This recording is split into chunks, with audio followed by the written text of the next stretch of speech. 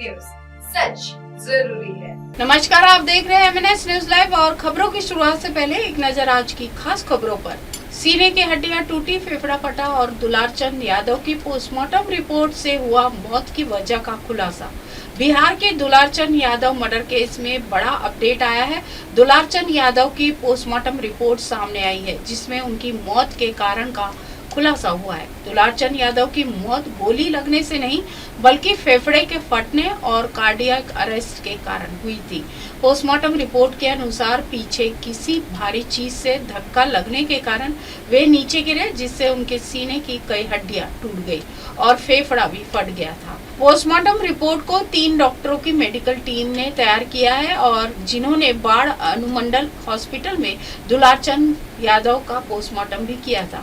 चुनाव आयोग ने इस मामले में पूरी रिपोर्ट DGP से मांगी है और वहीं पुलिस घटना से जुड़े करीब 100 से ज्यादातर वायरल वीडियो की जांच कर चुकी है, लेकिन उसमें कई भी अनंत सिंह की तस्वीर सामने नहीं आई है।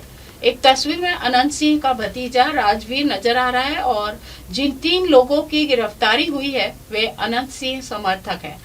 वहीं अनंत सिंह समेत 5 लोगों पर केस दर्ज हुआ है। मोकामा पुलिस की जांच में सामने आया है कि पथराव के लिए जिन पत्थरों का इस्तेमाल किया गया था वो भी टाल इलाके के नहीं है, बल्कि वे बोल्डर पत्थर है जिन्हें गाड़ियों में भरकर लाया गया होगा। अनंत सिंह की जिन गाड़ियों को क्षतिग्रस्त किया गया था उसमें इन्हीं पत्थरों का इस्तेमाल किया गया था। इसका मतलब यह है कि हमले की प्लानिंग पहले से ही थी। हमलावरों को पहले से ही पता था कि दुलारचंद जनसुराज प्रत्याशी के पक्ष में प्रचार करने आएंगे। फिलहाल ग्रामीण SP के नेतृत्व में बनी टीम मामले की हर पहलू से जांच कर रही है। बता दें कि दुलारचंद यादव 30 अक्टूबर दिन गुरुवार की दोपहर को पटना जिले के मोकामा विधानसभा के टाल इलाके में प्रचार करने के लिए गए थे। वे घोड़सवारी में प्रशांत किशोर की जनसुराज पार्टी के प्रत्याशी पीयूष प्रियदर्शी के पक्ष में प्रचार कर रहे थे। अचानक उनके काफिले पर हमला हो गया। हमले में दुलारचंद से मारपीट की गई और फिर गोली मार दी गई। पुलिस ने दुलारचंद यादव के पोते की शिकायत पर JDU प्रत्याशी अनंत सिंह समेत 5 लोगों को नामजद किया है। आरोपियों में अनंत सिंह के साथ उनके दोनों भतीजे रणवीर सिंह, कर्मवीर और उनके करीबी छोटन सिंह और कंजय सिंह शामिल है। एक बात दिन दहाड़े हत्या हो जाती है, नाम दर्ज FIR होता है, नाम दर्ज FIR होता है, फिर भी जो है प्रचार प्रसार में थाने के आगे से आरोपी जो है गुजरता है, प्रचार करता है, बंदूक गोली लेकर के, बारूद लेकर के 40-40 काफिला में घूम रहा है। हत्या हुई, किसी एक व्यक्ति पे कार्रवाई नहीं हुई। कहाँ है चुनाव आयोग? चुनाव आयोग मर गया है क्या? चुनाव आयोग का कानून केवल विपक्षी लोगों के लिए, सत्ता पक्ष के लोगों के लिए कोई कानून नहीं है। चाहे वो हत्या करे या कुछ भी करे, रंगदारी करे, कोई कानून नहीं रह गया है। अपराधी बेलगाम हो चुके हैं और सत्ता में बैठे लोग संरक्षण दे रहे हैं, ये स्पष्ट हो गया है। कोई गिरफ्तारी अब तक नहीं हुई है। क्यों नहीं हुई? लगातार जो है चुनाव आयोग गायब है। 10-10 हजार रुपए चुनाव के बीच में बांटा जा रहा है, रिश्वत दी जा रही है। चुनाव आयोग कहीं नहीं नजर आ रहा, कोई एक्शन नहीं ले रहा। चुनाव आयोग गोली मारी जा रही है, हत्या की जा रही है, कहीं ASI की हत्या कर दी जा रही है, विपक्षी दलों के नेताओं की हत्या कर दी जा रही है। चुनाव आयोग गायब है। जनता बिहार की देख रही है। इस बार चुनाव में भाजपा और NDA को उठा के पटकने का काम करेगा, सरकार से बात करने का काम करेगा। आज मुख्यमंत्री जी ने सर वीडियो ऐसे कहा कि जी, doctor Ajay Kumar Singh, senior medical officer SDH Barh. Doctor साहब, कल दुलारचंद यादव का पोस्टमार्टम किया गया है, क्या कुछ पाया गया सर पोस्टमार्टम? देखिए, जो PM हुआ ना, तो वो प्रशासनिक आदेश से एक मेडिकल बोर्ड का गठन किया गया था। हमारे उपाधीक्षक महोदय की निगरानी में 3 डॉक्टर की एक टीम बनाई गई, डॉक्टर रोहन, डॉक्टर दिलीप और मेरा डॉक्टर अजय का। तो उसके हिसाब से, और बॉडी जो है लगभग 24 घंटे के बाद यहाँ पहुँचा। तो लेट होने पर बहुत सारी फाइंडिंग जो है नहीं पता चलती है। जैसे गन शॉट इंजरी था तो घाव धोआ गया, तो मान ले बारूद वगैरह का दाग, कुछ पता नहीं चलता। ठीक है, एक बुलेट आर पार पैर में बायां जो एंकल जॉइंट है वहाँ से आर पर था। तो उसके अलावा पूरे शरीर पर जख्म था, छिलाया हुआ लेसिरेटेड वुंड और एब्राजन जैसा। इसके तो ये सब जो सफिशिएंट का मैंने ये चोट ऐसा नहीं था कि इससे उनका मृत्यु हुआ होगा। हाँ, उनके शरीर में कुछ अंदरूनी चोट भी पाया गया, तो वो सफिशिएंट काउज डेथ का वो हो सकता है। तो तीनों बोर्ड के डॉक्टर हम लोगों ने मिलकर रिपोर्ट प्रिपेयर करके ऑफिस में सबमिट कर दिया है। अब जो भी कंक्लूसिव एविडेंस होगा तो इन्वेस्टिगेशन का विषय है कि स्पॉट पर क्या हुआ नहीं हुआ, है ना। सर क्रश इंजरीज का भी बॉडी में क्या देखी गई? नहीं, इंटरनल इंजरी है जो हमने बताया, है ना। तब वो जो फाइंडिंग्स मिलेगा इन्वेस्टिगेशन उसको कोरिलेट करके देखा जाएगा। देखिए, सोशल मीडिया गॉसिप का कोई आधार नहीं बनता। हम लोगों का जो भी है, जो मेडिकल साइंस या मेडिको लीगल जो है वो साइंटिफिक बेस पे है, ठीक है ना। उसको बाकी सब जो सर्कमस्टेंशियल एविडेंसेज हैं उससे जोड़ के वो फाइनल कंक्लूजन तैयार किया जाए। बस हम लोग काउज ऑफ डेथ इतना ही दे सकते हैं कि किस कारण से इनकी मृत्यु हुई होगी, ठीक ना। बाकी जो है और इससे ज़्यादा हम लोग चूँकि जितना हम लोगों को जो मिला बॉडी पर जो चोट पाया गया उसका हम लोगों ने विवरण तैयार करके दे दिया, काउज ऑफ डेथ तैयार के भी दे दिया। और इस पे जो भी होगा तो वो रिपोर्ट देख के और सर्कमस्टेंशियल एविडेंसेस जो हैं सब जोड़ के ये सब। तो सर अगर एक्सटर्नल इंजरी की हम बात करें तो लगभग कितने वुंड्स पाए गए होंगे? एक तो बुलेट शॉट का हो गया। हाँ। तो वैसे सर जो देखिए शरीर पर और भी जख्म है, तो वो जख्म है दोनों प्रवृत्ति हो सकते हैं। कुछ चोट लगने की वजह से इधर उधर से, कुछ जो गिरने के बाद जो छटपटाया होगा उसके वजह से भी कुछ चोट हो सकती है। एक्सटर्नल कुछ डीप इंजरी? एक्सटर्नल कोई डीप इंजरी नहीं था। कॉज ऑफ डेथ सर अगर प्रिलिमिनरी अगर हम समराइज करें तो क्या हो सकता है? एक इंटरनल इंजरीज हो सकती है? हाँ, इंटरनल इंजरीज वगैरह था उस। फ्रॉड माल्या नीरव का भी बाप निकला बंकिम।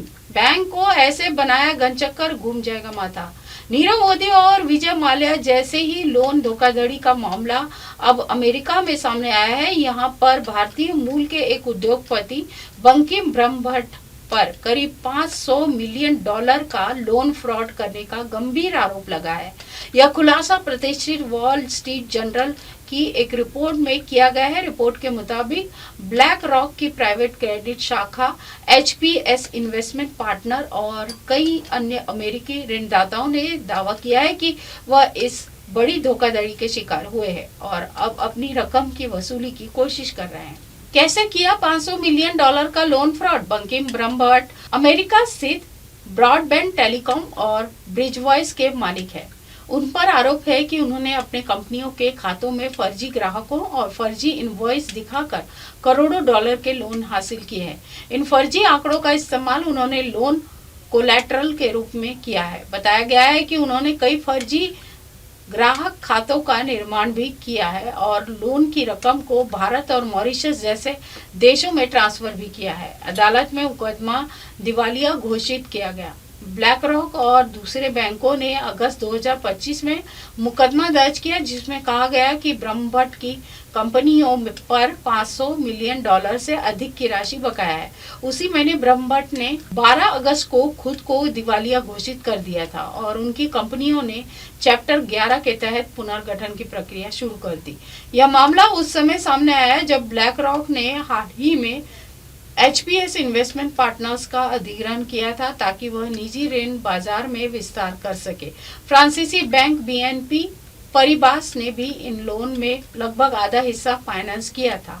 HPS ने पहली बार सितंबर 2020 में ब्रह्मभट्ट की कंपनी को लोन दिया था और अगस्त 2024 तक उसकी कुछ एक्सपोजर राशि बढ़कर $430 मिलियन तक पहुंच गई थी। रिपोर्ट के मुताबिक जब लोन प्रक्रिया शुरू हुई थी तब HPS ने डेलॉयट को कंपनी की जांच के लिए नियुक्त किया था। बाद में CBIZ अकाउंटिंग फर्म से वार्षिक ऑडिट करवाया गया। जुलाई 2025 में HPS के एक कर्मचारी को एक संदिग्ध ईमेल ID मिली और जो कथित तौर पर ग्राहकों से जुड़ी हुई थी। जांच में पाया गया कि फर्जी डोमेन से बनाए गए थे जो असली टेलीकॉम कंपनियों की नकल कर रहे थे और यह जानकारी ब्रह्मभट्ट को दी गई तो उन्होंने पहले उसे सामान्य गलती बताया और बाद में फोन कॉल्स का जवाब देना बंद कर दिया। 30 साल पुराना टेलीकॉम बिजनेस है। एचपीएस के एक अधिकारी जब न्यूयॉर्क के गार्डन सिटी स्थित ऑफिस पहुंचे तो वहां का दफ्तर बंद और सुनसान मिला। आसपास के लोगों ने पुष्टि की कि कई हफ्तों से वहां कोई स्टाफ नहीं आया। बंकिम ब्रह्मभट्ट बंकाई ग्रुप के संस्थापक हैं और टेलीकॉम उद्योग में 30 से अधिक वर्षों का अनुभव रखते हैं। उनकी कंपनियां दुनिया भर की टेलीकॉम कंपनियों को इंफ्रास्ट्रक्चर और नेटवर्क सेवाएं प्रदान करती है। रिपोर्ट में बताया गया कि धोखाधड़ी सामने आने के बाद उनका लिंक्ड प्रोफाइल हटा दिया गया और मामला फिलहाल अमेरिका अदालत में विचाराधीन है। अगली खबर, Bharat south Africa world cup final पर मंडराया बड़ा खतरा। मैच रद्द होने पर कैसे मिलेगी ट्रॉफी? भारत और दक्षिण अफ्रीका के बीच रविवार को महिला वर्ल्ड कप का फाइनल मैच खेला जाना है। नवी मुंबई के डीवाई पाटिल स्टेडियम में होने वाले फाइनल मुकाबले पर बारिश का गंभीर खतरा मंडरा रहा है। खराब मौसम को देखते हुए महाराष्ट्र में येलो अलर्ट जारी किया गया है, जिसके चलते मुंबई और आसपास के क्षेत्रों में आंधी के साथ हल्की से मध्यम बारिश की आशंका जताई जा रही है। फाइनल मैच पर मंडरा रहा है यह बड़ा खतरा।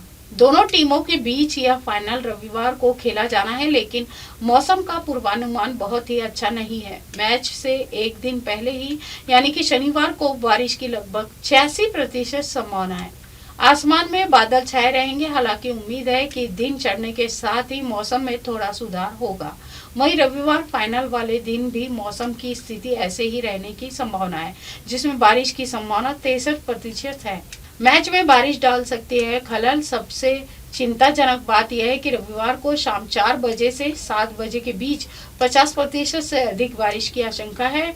डीवाई पाटिल स्टेडियम पहले ही भारत और बांग्लादेश के बीच एक मैच में वॉश आउट का गवाह बन चुका है। हालांकि फाइनल में पूरी तरह से मैच धुल जाने की संभावना कम है, लेकिन इसे पूरी तरह से नकारा नहीं जा सकता है। यह फाइनल मुकाबला दोनों टीमों के लिए ऐतिहासिक है, क्योंकि न तो भारत और न ही दक्षिण अफ्रीका ने कभी महिला वनडे विश्व कप का खिताब जीता है। दक्षिण अफ्रीका पहली बार फाइनल में पहुंचा है, जबकि भारत ने 2 फाइनल खेले हैं, लेकिन दोनों बार हार का सामना करना पड़ा। अगर फाइनल मैच बारिश के कारण वॉश आउट हो जाता है तो दुख की बात यह है कि दोनों टीमों को ट्रॉफी शेयर करनी पड़ेगी। यह दोनों टीमों के ऐतिहासिक मौके के लिए निराशाजनक होगा। मैच को पूरा करने के लिए रिजर्व डे रखा गया है, लेकिन सोमवार को भी 50% से अधिक बारिश की आशंका है। इसलिए अंपायर रविवार को ही खेल को पूरा करने की पूरी कोशिश करेंगे, भले ही इसके लिए ओवरों को कम करके